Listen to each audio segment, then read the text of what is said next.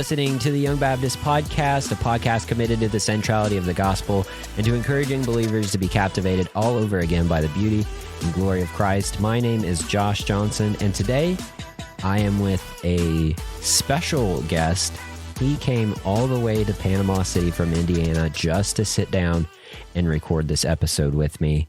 The one and only Pastor Mike Bennett. What's up, Mike? Oh, nothing.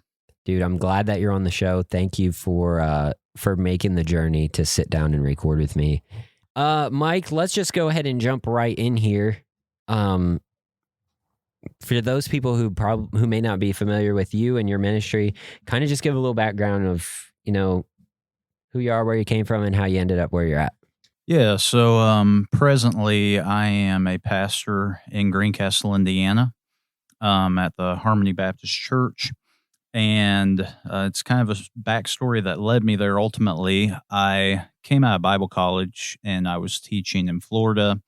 Did that for a couple years and absolutely hated teaching. Yeah, I remember some of our conversations. You were not about it. Oh, man. I'm not a big fan of teaching kids. So, I had to get out of that situation as quick as I could. So I went to Kansas, the middle of nowhere.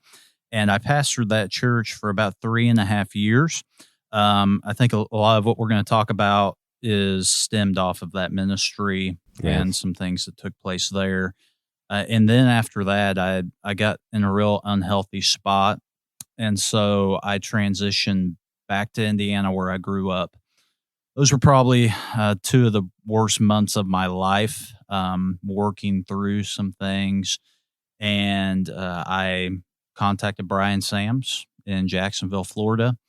He said, come on down. There were guys already receiving some healing spiritually from wounds that they had in ministry. So I went to Jacksonville, Florida, was there for a couple years, got feet under us once again as a family.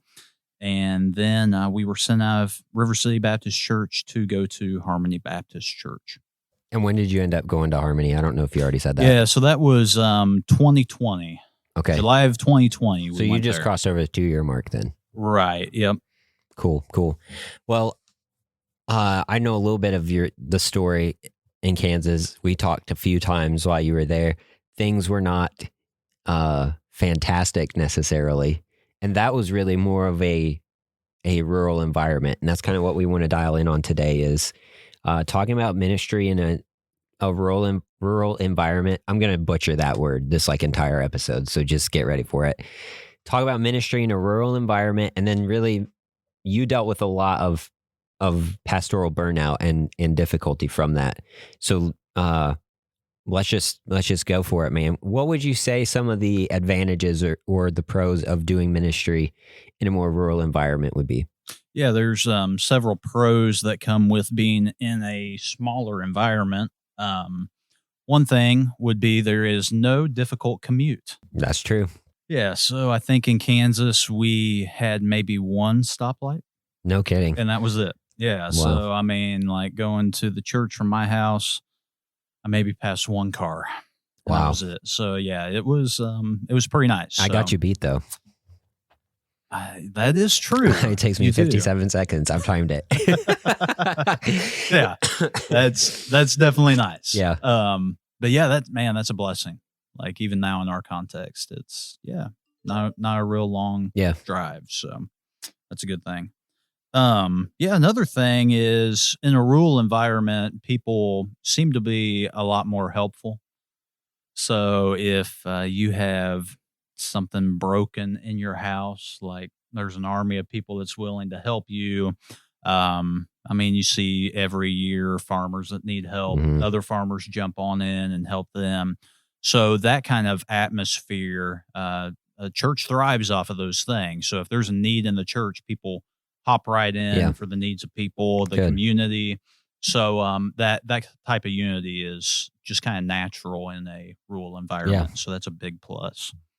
Another thing, and this is a pro and a con sometimes, but you do cross paths with people often. Mm-hmm. So like you go to Walmart, you may not need to visit people for the next few weeks, all right? Because you're going to see people you're going to talk to people, you're going to make connections with people that you've seen in the community.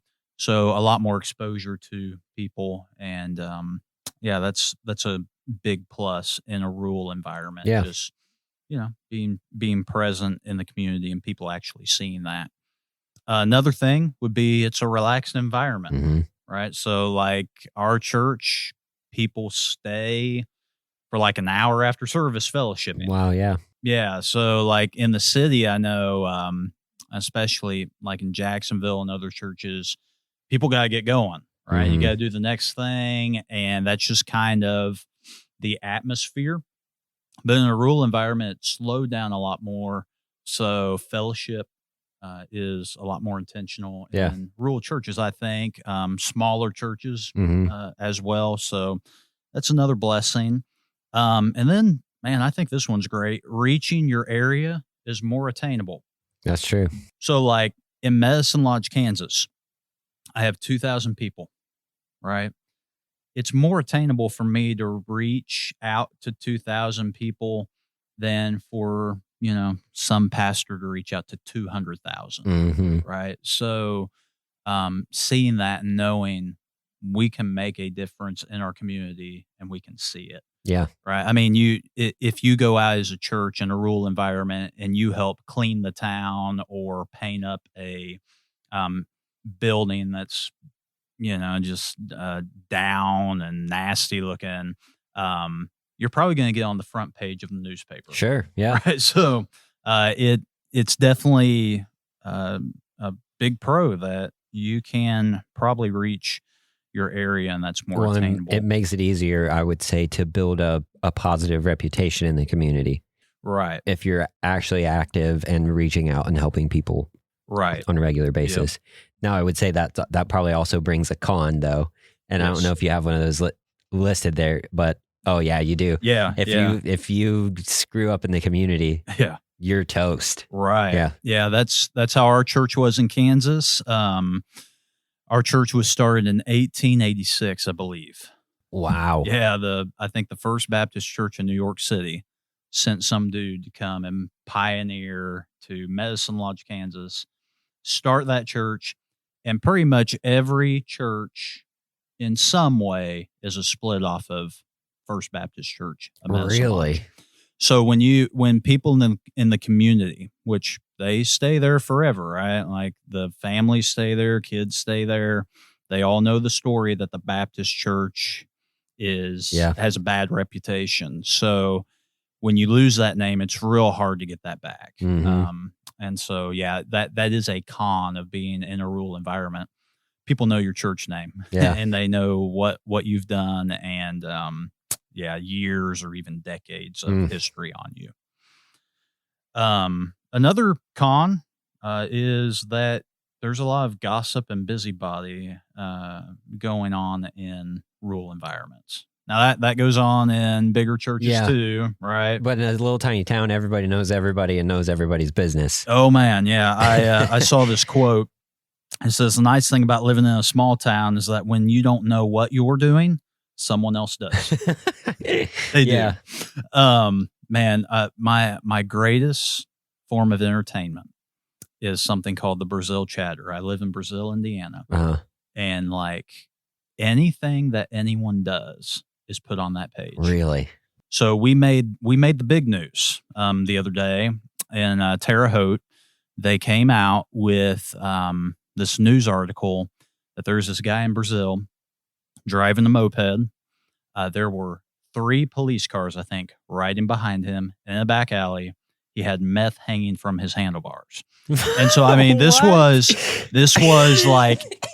awesome. So this is like my pure enjoyment reading these things. Oh my goodness. Oh yeah, it's exciting.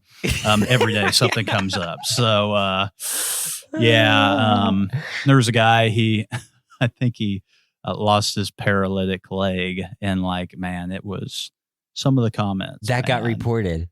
Yeah. They Oh, said man. somebody lost their leg, and then they said, "Well, look at the guy at the pool swimming in circles." Right. So I mean, like my goodness. it is cutthroat. Yeah. But yeah, gossip and busybody is definitely Wow. especially in the church, right? Yeah. Because people are in each other's business. They don't have a lot of entertainment Yeah. other than gossiping and Mhm. busybody, right? Yeah. So another thing would be change can take longer in a rural environment. I am from a rural environment. I don't like change. So you go into town, you see somebody painted something different in town, you immediately reject that change, Hmm. right? You're like, that, man, that looks terrible. They should have just kept it the way it's always Yeah. been. Why do they got to keep changing Yeah. these things? And then you go into a church, and it's going to be more difficult to change those Mhm. things. It's more difficult, I think, in a rural environment to gain the trust of people. And especially if you're not from around those parts, it's going Oh, to take yeah. you longer. So, yeah, the change factor, I think, is, and this comes from a small church environment too, I think, especially rural environment. The likelihood of growing a mega church is slim, like 2,000 population. You're probably not going to have a mega church. I think there's only like a handful of exceptions to that. Like, right. I know there's a church in Alabama. The city that church is in is like 400, and the church is like 600 people strong. Right. Yep. But like that is super rare. Yeah. Super rare. Yep. Yeah. And yeah, I think I passed that city on the way, and You probably did, yeah. I was like, that's one of the rare exceptions of that. So yeah, your potential of having a huge church is going to be very small. And then I think we're going to dive into this maybe some more, but the last con, there's a lot more we could list, but you potentially wear many hats in a rural church being a pastor, particularly of a small church. So you are the preacher, teacher, carpenter, plumber, contractor, accountant, project planner, janitor, groundskeeper, worship leader, organizer. The list goes on. Secretary. Right? So, yeah. Secretary. I mean, like the children's church organizer, all that stuff. Yeah. So that is a definite con because people are busy, right? And then you have to try to pick up the slack or find people that can help. And it can definitely be wearing. Would you say in a smaller church or even a rural environment, there's a higher expectation put upon the pastor to do stuff because he's the guy that's paid to do it, and like maybe a little bit more hesitance from people to actually plug in and volunteer? Yeah, I think so. I think in a rural environment, there is still this mentality of the pastor being everything to the church. Yeah. Right. So like my parents, they just got a new pastor, but it's the pastor's son. He's operating the same way as his dad did. But if they would have got another pastor from outside, it would have been culture shock to them because they've seen like the guys from the 70s, right? Just coming in and taking those hats. And so they sometimes have this mentality, we pay you to do this, so you get it done. Yeah. I think I read a church listing here recently. It says we expect a full-time pastor, right? And you have all these requirements, and we're going to pay you like $500 a month. Yeah. Right? And it's like, how in the world can you justify that, right? You want them to do all of these things, wear all of these hats, yet you say, here's this money, you do all the ministry. Yeah. And we can definitely get into that some more here in a second of how that contributes to the burnout of pastors. I can see, like, even as you're just kind of talking about some of the cons, even with some of the pros, you know, with people being helpful and like you're in the community more regularly because things are so small and it's easier to reach your area. Those are positive things, but if you're not setting up proper boundaries, those could contribute really to, if you will, an individual's demise and their burnout, especially as a pastor. Right. So let's talk a little bit about burnout. And I'll say here on the front end, I don't think that these things we're going to talk about are strictly isolated to those who are in small church or rural settings. Really, as I've kind of read through your list here, these things are true for people who are in big churches. Mhm. They just may look a little bit different. Right. So yeah, what would you say are some of the things? Because that's if you probably had to describe your situation, you would say you burned out. Yes. So what would you say were some of the big factors there? Yeah, one thing would be, as a rural pastor, you take on so much that you fail to prioritize correctly. Yeah. Usually a rural ministry will have a pastor, as we said, who gets some sort of compensation. He's the only one that gets compensation. And then you have lay leadership that organizes the rest of the church. So you can feel like, since you are the one who's being paid, this burden to produce and to do everything, like you have to earn your keep, right? Yeah. And if you look at church that way, really that's an unhealthy way to view how the church should function, right? The church should function as a body. Each member should have a function and purpose within the body. And if you envision a body with just one of the body parts working and everything else is atrophied and died off, your body's not going to last for a long, Right. It's going to die out quickly because it's being overworked. And so you do yourself and you do your church a disservice if you're the one who's doing everything. And I do recognize you might be in a situation where you are kind of forced into this kind of situation, right? Revitalization work. Yeah. You might go to a church of 12 and they're all senior saints and they may not have the physical capacity to do these things. That's true. Right. And so what do you do there? Here's my challenge to you. If you find yourself in something like that, find those things in the church that doesn't line up with the purpose, that doesn't line up with the mission, and just start getting rid of some of those things, right? And start kind of cutting back on things that aren't furthering the gospel and aren't furthering the mission of your church. Busyness does not equal effectiveness. Sometimes busyness can be the detriment to our effectiveness as a church. That's true. Right. So if you're a rural church and you have 30 people, you don't need all the ministries of a mega church. Well, I think that's critical right there, because, and especially in the world we live in, you can see everything now.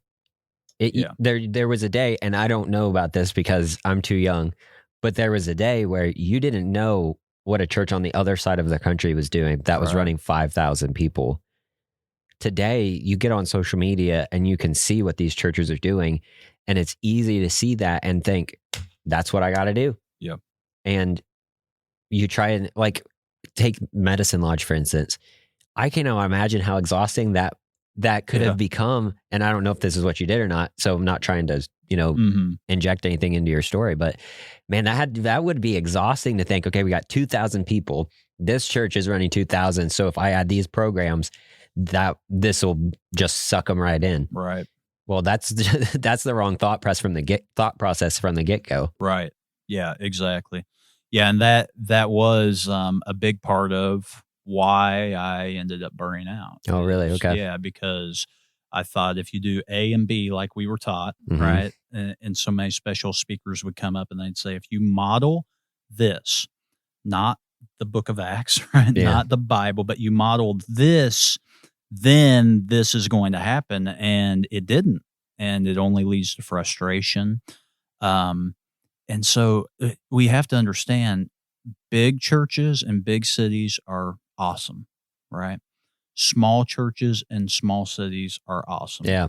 They're doing kingdom work. And man, if I could encourage you, there's a book entitled Small Church Essentials by Carl Vaders. And man, this guy could be a big help to you in understanding that just because you're small doesn't mean that you're insignificant, right? So yeah, like, simplify your processes, your procedures, embrace the 30 that you have or the 12 you have or the 50, embrace that, and equip the saints. Mhm. It's not your job to do all that stuff. The Bible says it's our job to equip the saints to do works of ministry. So focus on your God-given role and then equip the saints to do the work of the ministry. Don't be adding things when you don't have the personnel, Yeah. right? That's counterproductive. Carl Vader suggests before you start a new ministry, try to take out a different ministry. So take out before replacing ministries. Do you think that some of this happens, the pastor gets everything kind of put on him in smaller church settings, especially a new guy that's coming in, because there aren't systems and procedures in place? Do you think that could be a contributing factor? Yeah, that could be for sure. Small churches, a lot of times, if you look at how they operate, you look at their bylaws even and things like that. It hasn't been updated, right? It's a certain guy and how he functioned, and so he wrote it in his context, what worked for him. And so, I think we need to take an honest look at those things and ask, is this fulfilling the mission? Is it fulfilling the gospel? And get back to, this is about Christ, right? And I would imagine that building procedures and strategies and stuff is going to put a little extra load on the pastor. But if he's doing that to the end of equipping the saints, at some point that will be alleviated. Right. Yeah. Focus on that and focus on equipping. And then once you have the equipped saints, you'll have the procedures in place to get things going. Yeah. That's a good point. Okay. So you kind of talk a little bit there about the pastoral side, but a pastor is a person. So as far as taking on too much and the failure to prioritize correctly, what does that do to an individual on the personal level, in your soul? How would that have affected you? Yeah, so if you take on too much as a pastor and you're wearing all these hats that we talked about, it's very possible that you're going to neglect your walk with God for the sake of ministry. You'll neglect also reading books that'll challenge you and equip you as a leader because you're too busy and you don't have time to do that. When I think of tending my own soul, I think of it almost like maintaining a vehicle. Yeah. Every 3,000 miles or every few months, you got to go in, you got to get the oil changed. If that little light pops on, the check engine light, you probably need to check out and see what's going on with your vehicle, right, before it gets worse. Because if you don't take care of the problems when they're small, if you don't maintain the vehicle every 3,000 miles, at some point it's going to demand your attention. You're going to have to stop everything and be like, why isn't this thing working? Right. So it's better to just maintain it, to tend to it every day, right? Every month, whatever the context might be, instead of just letting it go to the wayside. So our souls are the same way. Every day we have to pull aside. We have to get into the Word. We have to let the Word get into us. We have to pray, pour our hearts out to God. And this is the most important thing. I think I could say that. This is the most important thing that you as a pastor, you have to do. Yeah. You have to do it. So soul health is very important. Put your own oxygen mask on before putting somebody else's on. Yeah. You have to administer from the overflow and not just from trying to hypocrisy, living hypocritically, making it up, actually being authentic and genuine. So that soul health, man, that's big for a pastor in his personal life. Another thing would be your physical and your mental health. Now, I'm putting those two together. We could definitely separate those. But I think as you neglect physical health, you are going to see that it's going to affect your mental health. Yeah. It's going to affect a lot of other things as well. Sure. So I think the two can go together. If you neglect your mental health, you're probably going to neglect your physical health, right? And in Kansas, man, my testimony, I got very overweight. I didn't really exercise a lot because, number one, I was too busy, Yeah. like looking at the next blog and trying to figure out how I could grow my church in Medicine Lodge, Kansas. And either I was too busy or I was too tired. I was too exhausted. And because of that season, like this last year, I've had a lot of health issues that have come up, and I believe it's from what happened in Kansas. Wow. I had my gallbladder removed. I lost like 60 pounds of weight in just a couple months' time because I could barely eat anything. Ended up in the hospital, hospitalized for a few days. I had an ulcer, still deal with an ulcer. I have irritable bowel syndrome. I mean, the list goes on, right? Of all of these issues that are coming to the surface because of what had been neglected while I was in Kansas. And a big issue was I didn't know how to deal with stress. I didn't know how to deal with anxiety or worry or depression. And that contributed a lot to physical neglect as well. How much of that do you think is related to the idea that the pastor is the superhuman person and he doesn't get depressed and he doesn't deal with anxiety? And I think we're getting into an age, if I can say it that way, where that's not considered normative anymore. But it feels like we've come out of a time where it was like the pastor, he doesn't get depressed. His mentals are square. Like, how much of that do you think is a contributing factor? Oh yeah, it's huge because there's a certain stigma about pastors and who they are supposed to be. You're supposed to be the example. You're supposed to be like perfect.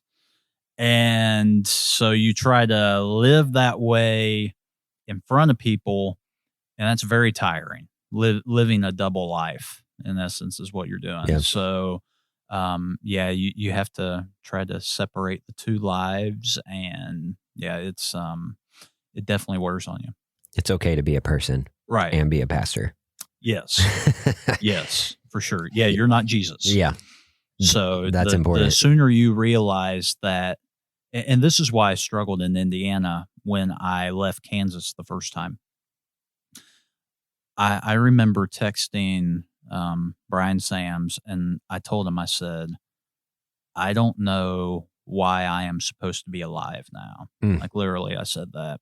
And I said, what is my life about now? I'm not a pastor. Like I got the identity ripped from me. And when I lost that, I lost everything. Wow. And so I had to rebuild. And like now, if you took pastor away from me, that position, that's okay. I'm a child of God. Yeah. Right. That is what I live from. Yeah. I just have the privilege of being a pastor. Yeah. So that identity is real important. Absolutely. For sure. So if you're struggling, let's say you're struggling with your physical health, maybe you are overweight. This does happen. In the ministry, especially, we get so busy that we neglect it. I want to challenge you just to take some baby steps, develop habits. It's not about like a complete overhaul in 30 days. If you do that, it's not going to last past 30 days, probably because you're going to be starving, and tired and sore. Man, just stop drinking your calories. That's a big thing, right? Just stop that. Start walking twice a week, 20 minutes, 40 minutes a week. You could do that. Find a hobby that's physically active. Yeah. Man, you like golf. I like fishing. Try to, the problem in Kansas, my hobby was I like to cook and I like to eat. Right. That's a bad hobby to have when you have depression and anxiety. So, find a healthy hobby. And that's something I didn't have. That's something I was asked when I've candidated. And I didn't have an answer. I said preaching was my hobby. That's a bad hobby to have if you're a pastor, okay? Because sometimes that's the last thing you want to do. Yeah. So, man, find a healthy hobby. Find a way that you can release that stress. Yeah. And that's just practical. That's not super spiritual, but we do need a rest, right? And that's a spiritual matter. That is spiritual, yeah. It is. Absolutely. Yeah. And then the other thing is your family life. If you take on too much most likely you're going to neglect your family.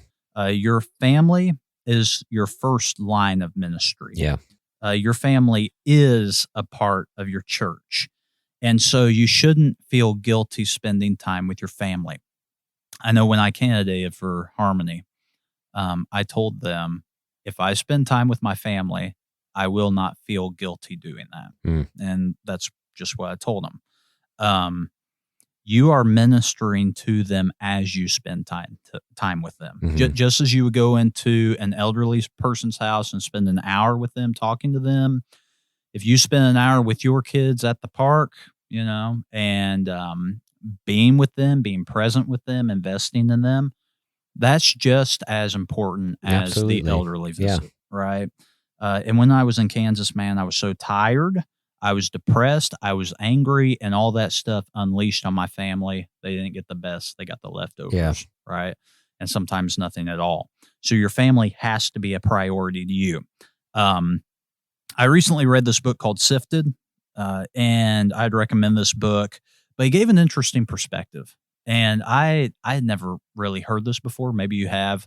But often we hear that the way we prioritize our lives is the word joy. Jesus, others, you, right? Yeah. And that's how you spell joy. There's a whole song about it or right, something. Yeah. So he put a different perspective. He said, first is God, then is you, then is your spouse, then is your children, work, and church. I'm not sure how those went, but that type of thing. But I'd never heard of anyone putting yourself after God.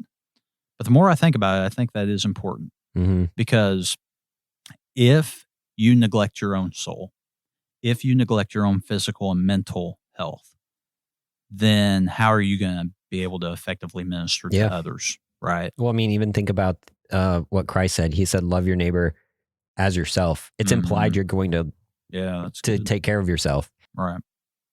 Yeah. So that's the failed priorities. Like you prioritize ministry over your own soul. And I'll tell you, if you will get your priorities right, you'll find that your preaching is even better, that you are ministering more effectively. It's not by reading those blogs at midnight in your discontented state. Yeah. It is by reading the word and getting to know Jesus and loving him. I mean, it's as simple as that. And if you'll do that, if you'll make Christ first, right, and not ministry first, but Jesus first, that's the priority. And as you're saying these things, we're talking about this. Yeah, we're obviously applying this to someone who is a pastor or doing ministry in a rural context, but this is true for anybody who's doing any sort of ministry at all. And you don't have to be in vocational ministry. You can be a church member. You're doing ministry as a church member. This is true for anyone, applicable to everyone, I would say. Yeah, for sure. Yeah, I heard it said this way. Jesus is not just another priority. He's the page you write the priorities on. Yeah, that's good. Yeah, so he is the whole page. Everything you do is for Christ. Absolutely. Yeah, so your priorities, they definitely would have contributed then to burnout. And that's where I think most of us probably need to start, myself included, is to look at how I prioritize things. Right, yeah. Yeah, I'd say that's the most important. What else would you say are some factors especially in the rural context, that contributed to your burnout? Yeah, another thing would be, in particular with rural settings, is you are ministering in obscurity, which can cause you to think that your ministry doesn't matter. And in Kansas, I had a lot of these thoughts that what I was doing was insignificant, that since I wasn't seeing this explosive growth in the metropolis of Medicine Lodge, that I was some failure. Yeah. I was discontent with the ministry God called me to. I was constantly dreaming outside of God's revealed will for my life at that point, looking for the bigger opportunities, better situations. And I had this myth, I believe, that, the grass was greener on the other side. Yeah. That, ministry was just difficult where I was and it would be easier somewhere else. And that is a huge myth that a lot of young guys believe, and even older guys. The reality is ministry is going to be difficult no matter where you go. Sure. Each ministry is going to have its own challenges, right? So God's will and his purpose for your life has to motivate you more than ministry success. Yeah. Knowing I am doing what God has called me to and letting that motivate you, right? I'm serving Christ rather than I'm not seeing results, so I want to go down the street, go over to this state and this big city, and then I'll hit it big. Man, if you're following Jesus' plan for your life, you're successful in God's eyes. Yeah. That's where it is. So we have to realize that if we follow Jesus, that's what we are called to, not the results, but to be faithful where we're placed.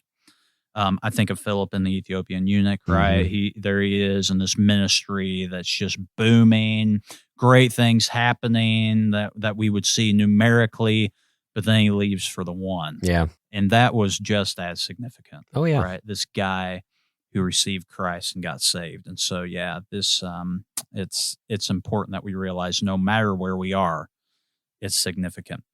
Yeah. Just because you don't have a huge attendance this Sunday and you haven't seen scores of people saved, if you are doing what God has called you to do, you're significant in his eyes. Remember, it's not your church, it's Jesus's church. Yeah. Right?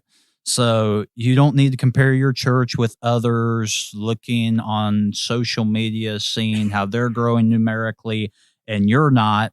Man, he has entrusted you with part of his bride. Don't be embarrassed about what God's called you to. It's not about how you appear to your peers. It is how you are pleasing Christ. Yeah. And that, man, he's the King of Kings. He's the Lord of Lords. The guy down the street who runs more than us, he's not the standard, right? The guy across the country who's a dynamic speaker who has thousands come every week, he's not the one we're trying to live for. Jesus has called you where you are. You're his child. You are saved. You are loved. And man, if he's called you to pastor, that is a huge responsibility, even if it's a couple people. So don't despise what God's called you to. Man, this is so much bigger than us building a big church. This is building the kingdom as a whole. Yeah. And we have to view it in that way. We get to be a part. You're on the other side of salvation. You're saved. So praise God for that. And let's just be faithful in what God's called us to. Yeah. Here at the Young Baptist Podcast, we are committed to the centrality of the Scripture and to allowing our lives to be guided by God's Word. One of the best ways we can submit ourselves to God's Word is to spend time in it. That's where Dwell comes in. Dwell has built the most beautiful listening and reading experience for the Scriptures. They have over a dozen new recordings of the Bible, and they've handpicked voices that will engage and inspire you. With the release of Read, Dwell is now the only Bible app you need. In addition to a world-class listening experience and an exclusive read-along mode, Dwell is now the best way to read the Bible on your phone. With Read, you can now fully tailor the experience to your tastes and preferences with customizable themes, styles, and fonts. I personally enjoy the ability to customize the listening experience. You can change the speed, the music style. You can even read along on their extremely user-friendly app. You can choose from a variety of reading plans and playlists. You can even set a sleep timer so you can fall asleep listening to the Scriptures without losing your place. To get started with Dwell, go to dwellapp.io/youngbaptist or visit the links in the show notes to get 10% off a yearly subscription or 30% off Dwell for life. 30% off means you save $60. So make sure to visit dwellapp.io/youngbaptist and commit to Scripture for the rest of this year or for life. That's obscurity. Man, it can cause us to think that what we're doing doesn't matter, but you are significant. Yeah. And man, the cross shows you that. If anything, Yeah. always look to the cross. Absolutely. The last thing that I have here that contributes to rural burnout, there's a lot of other things, but the last thing I want to leave us with is you might have rural burnout if you are trying to pastor alone. You need friends in ministry. You need accountability. You need someone that you can call up, that you can meet with, and somebody you can be real with. And when I was in Kansas, I didn't have that. I didn't have people that I would call up that I felt like I could be real with. As I was thinking more about this podcast episode, I don't know that it was people that I called, that it was their fault that I couldn't be real with them. Really, it was my own pride that caused me not to talk to them. Yeah. When I went back to Indiana, I met with a couple men that I would call frequently, and I just laid it out for them. I told them I was depressed. I had burned out. My own pastor, he said, "I want to have a meeting with you." And I thought, oh boy, I'm in trouble now. I'm going to be told I'm a failure. You're quitting on God. But he told me, he said, "Michael, I know how you feel. I've been here." He said, "I attended a pastor's conference on depression, and the guy stood up and said, 'I've never been depressed in my life before, and you should never be depressed.'" He said that was the most pointless conference I'd ever been to. Yeah. And the guy had just lost his, I think, 6-year-old daughter to leukemia, and Good the guy grief. deals with a lot of physical ailments. And he said, the Lord's going to help you. And so had I maybe reached out to him and told him really what was going on, maybe I could have got help. Another mentor of mine, I still meet with him frequently. He sat down with me and he said, find a place where you can find healing and then get back at it again. Right. So, we have this stigma, especially in some of the ranks that we've been in, right, that you have to be the perfect pastor, that you can't have any problems, that you can't have sin. And if you do, just fake it till you make it. Yeah. But man, we need to get real, and we need to find people we can be real with. Sure. I think you'd be shocked to know that people identify with a lot of the things you struggle with as well as a pastor. So find somebody that you can be real with. Brian Sams, one of the first things he asked me was, "Mike, how is your soul?" I'd never heard that before. Yeah. I wanted to say it as well, right? Because of the song. But really, I was taken back. I was like, I don't know. I haven't even really considered that. Yeah. But that's what we need, is that thought-provoking. How are you doing spiritually? I have a guy that I talk to that'll just point blank say, "Mike, you are way off in your thinking." Or he'll say, "You sound really confused." Is confusion of the Lord, right? Yeah.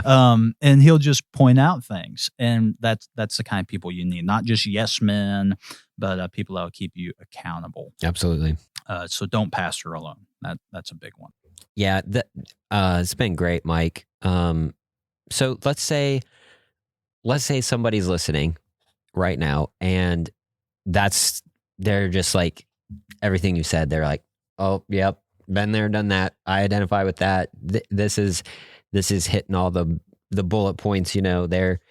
Everything you said is like, oh man, yeah, that's already a red flag in my life. And I've been thinking about it, but man, this is kind of slapping me in the face, kind of thing. Like it's really bringing it back to the front of my mind. And there may be kind of putting some identifiers on it. Okay, maybe I'm actually in this place of burnout. What would you say to that person if someone came to you? Let's paint it this way. If someone came to you and was like, "Hey, I need to have coffee with you," and you sat down across the table with somebody, and you're like, they're like, "Dude, I'm a pastor, but it's been hard. I think I'm getting close to burnout." They just lay it out for you. Some of these exact same things you said. What would you say to them? For sure, I would encourage them, first of all, by saying, you being willing to admit that is a huge first step. If you find yourself in this situation, you need to reach out. You need to talk to somebody. You need to be vulnerable. You need to humble yourself. You are not God. You're not Jesus. You're not meant to be perfect. We are flawed people serving a perfect creator. So we have to reach out. We have to talk. Get help from a pastor. Get help from somebody who is spiritual. If you're having suicidal thoughts, you need to get professional help. Right? Don't mess around with that. Don't say, well, they're going to think this about me and that. Who cares what they think? Yeah. Think about your family. Think about your church. Think about the Lord. Think about your mission. And man, I dealt with this. And so being willing to admit that and get the help, that's so crucial. And if you say, I don't know who I could talk to, I know Josh would be willing to talk to you. I know I would. I know Clay would even. Man, there's a lot of guys who'd be willing to talk to you and not judge you in the process. So reach out to someone. Another thing is start a mood journal. Now, this doesn't sound very manly. Nope. All right. Nope. Are we about to start singing Kumbaya here, Mike? What are you talking about? But honestly, this was really helpful to me. Every day, what I would do is I would record how I was feeling. So there's this app. It's called LifeCraft, and you can look it up on the iTunes store. I don't know, App Store, I guess what it would be. Yeah. App Store. Yeah. The Google Play or whatever it is. I don't know if they have it on that. But pretty much all you do is you pick an emotion that you're feeling that day, and then you write down the reason why. What I found was this. After like a week of picking that I was depressed and worried, I was like, I'm tired of feeling this way, man. I'm tired of picking that. And I don't want to say I lied to myself, but I was like, no, I'm done. I'm not picking that one. I'm picking that I am joyful. Yeah. And then I put down a reason why. And I'm telling you, man, like things started to turn around in my mind. Every day I'd record, I'd say, nope, I'm not picking that. I'm picking this. And like I turned my mind around because of that. And so just start really thinking about what am I feeling? Like reveal that. Don't push that to the side. Your emotions are real. And so you have to realize that God created you in that way. Yeah. Whether you're dichotomous, trichotomous, right? If you believe body, soul, spirit, or body, soul, and spirit are together, the fact is you have that spiritual side of you. Yes. And so you have to tend to that. You have to consider that. I'd also recommend reading chapter number 8 in the book Gospel Fluency. There's this exercise that's called Fruit to Root. And you've read this book, right? Yeah. Yeah. And man, this was helpful. If you will, you can look up the worksheet. You can look that up for free. If you do this exercise, it's going to help you extremely. So that's another thing I would challenge you with. Number 3, fast and pray. Now, while I was in Jacksonville, this, I would say, out of everything, probably brought the most healing to me. I can't explain it, but one day I was fasting and praying. I was trying to do that once or twice a week. And one week, like it was like the chains fell and I got victory. Yeah. I didn't have that heaviness about me anymore. And I've had doctors ask me, what happened? Why aren't you depressed anymore? I said, well, God healed me. Yeah. They said, well, you changed your mind on things. I said, no, God healed me, right? Yeah. Like he literally is the one who brought healing to me. And so I'm serious when I say this, fast and pray. I learned to talk to God. I learned to listen to his voice. I would spend pretty much my whole day praying, right? I was a janitor. I was by myself.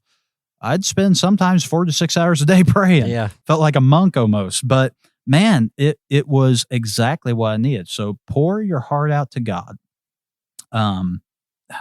You say, well, I have all these other things to do. No, focus on that first, right? Everything else, you got to prioritize. I think it was Martin Luther. He said, I'm too busy to not spend like 4 hours in prayer every day or something like that. Exactly. Yeah. You have to begin your day. You have to continue your day. Mm-hmm. And if you can learn how to communicate with God, man, that's a real encouraging thing. And then this may have been the biggest takeaway I had when I was with River City Baptist Church was that you should read books. like devour books. Read books that are relevant to what you're struggling with. I would challenge you, put down the church growth books, put down the blogs that are talking about why your church is failing. Stop listening to those podcasts that tell you how to improve the effectiveness of your church. Your church needs you to be a healthy pastor first and foremost. Robert Murray McCheyne said this famous quote, "A holy minister is an awful weapon in the hand of God." Yeah. More ministries, better facilities, better assimilation is not a substitute for a pastor who is yielded to the Lord. Yep. It goes back to the priorities, Yeah. right? So prioritize that. Read books. The cliche is right. Readers are leaders. Leaders are readers. Yep. And if you're not reading books, if I ask you on the spot, what book are you reading? And you can't answer that. Man, pick something up. Start reading something. You say, well, where do I start? Well, I have a list for you here, okay? The first one, the book of Psalms. Like, I'm not trying to be super spiritual. Way to start easy on us, Mike. But the book of Psalms, like this along with the fasting and prayer brought healing to me. Mm-hmm. Just start reading through the book of Psalms. The book of Habakkuk, man, study that out. Yeah. And see how much you identify with that guy. Well, and the cool thing about the book of Psalms, I actually just finished a book on this recently. You can pray those. Right. Yeah. Like that's a great resource for your prayer life as well. True. So yeah, no, that's great. So before I recommend any other books from earthly authors, I just want to recommend the Bible first and foremost. That's the most important thing. Like, if you don't pick up any of these other books, get in the Word first. Here's a great book. You recommended this to me, and while I was in Kansas, and I should have picked it up. Did I? You did. Really? Dangerous Calling by Paul Tripp. I don't remember that. You told me to. And when I got to Jacksonville, somebody else recommended it, and I was like, I've got to read this. And this book, man, it'll wreck your face off. Oh yeah, like it brought a lot of healing, Mm-hmm. a lot of healing. So if you are struggling with this, read Dangerous Calling. Yeah. Do it. I don't know how much it costs, but do it. Yeah. If you're struggling with cost, I'll try the best I can to make sure you can read it, because it's that relevant. Yeah, I would 100% echo that. Right. That is, you need that. You need to read that book. Of all the ministry books I've ever read, that is the best ministry book I've ever read. Yeah. Yeah. So, get that book, read it. Like to be fair, that's not much coming from a 30-year-old, but I've heard older pastors say the same thing. But yeah, get that today, read it. Yeah. And you won't be you won't regret it. You won't regret it. Right. Get that book today, you won't regret it. Another book by Paul Tripp. I have a couple here. The book Awe. Yep, that's a good one too. Man, that if your walk with Christ, if your view of Christ has just kind of gone stagnant, read this book. Get in awe of Jesus. Mm-hmm. And man, when you refocus on him, it's going to transform the way you minister. Another book, Lead by Paul Tripp. That's a good This is one going to too. be kind of taking those principles from Dangerous Calling, but in the context where you can go through it with even lay leaders. Yep. It's it's a very, very helpful book in that way. Gordon MacDonald, Ordering Your Private World. This is a very good book if you're struggling with the everyday life of a pastor. Get this book. It's an older book, I believe, but it's an awesome book. Pastor and Prayer by Ian Bounds. Get that book. That's real challenging. The Imperfect Pastor, Zach S. Wine. I just started that book. I'm just starting that one. Yeah. Yeah. And that's kind of the same vein as Dangerous Calling, but from a different perspective. So that's a good book. Fresh Wind, Fresh Fire, Jim Cymbala. Man, your prayer life, read that. That'll fire you up to pray. The Emotionally Healthy Leader by Peter Scazzaro. That's a great book. And then 10 Things Every Minister Needs to Know. get that book as well by Ronnie Floyd. Man, that's an awesome book. So these books right here, they revealed a lot in my soul. They helped bring healing. They helped ignite a passion for Jesus, and help bring me out of kind of the mess I was in. Yeah. So, and I put this plug out here too. If you have not got connected to Hoopla through a public library, do that. Hoopla, HOOPLA. You get free books. I know for me, I get 21 downloads a month. Really? And like audio, I listen to books. I'm a janitor right now, and soon to be a hospice chaplain. So I'll do a lot of driving, and I'm just going to listen to audiobooks. So yeah, that's a good way to devour books, and you don't have to pay anything. I did not know about this. So Hoopla, it's awesome. Yeah. Yeah. Sounds So like it. yeah, find a library. If it's $100 a year, pay it. It's worth it because you're going to blow through books. You're not going to buy 21 books for $100. Yeah, your Audible subscription isn't going to last. No. It isn't going to even compare to that. No. So yeah, Hoopla. Awesome. That's helpful as well. Mike, this has been great. I appreciate you just taking the time to be here on the show, and I really think it'll be an encouragement to people. You got any last words, final thoughts you'd like to share? No, just if you find yourself in a rural setting, if you find yourself burnout, if you find yourself wondering if you're going to last another week, know that you are in good company. Know that there's a lot of pastors just like you, and find steps to take in order to get your health back. Yeah. And man, if you'll do that, if you'll find contentment in Christ, then you can make a kingdom impact even in a small rural setting. Mm-hmm. Yeah, that's good stuff. Well, hey, thank you guys so much for listening to this episode. We really appreciate it. But before we go, would you mind, Mike, just kind of closing us in prayer, praying for those who may listen to this episode? Lord, we thank you for who you are. We thank you for your calling on our lives. We thank you that we know that no matter what ministry context we find ourselves in, that you are in it, that you have called us. And Lord, it's not insignificant. Even if one person is reached, Lord, and we've been faithful to do what you've called us to, even if none are reached, Lord, and we've been faithful to do what you've called us to. What a privilege and honor it is to serve the King of Kings. So, Lord, I pray that you'd renew our hearts and our vision, and Lord, be with those that are brokenhearted, and that you would just work in their lives and heal them, Lord. Help them as they take steps to be brought back to where you desire them to be. Use the brokenness in their life.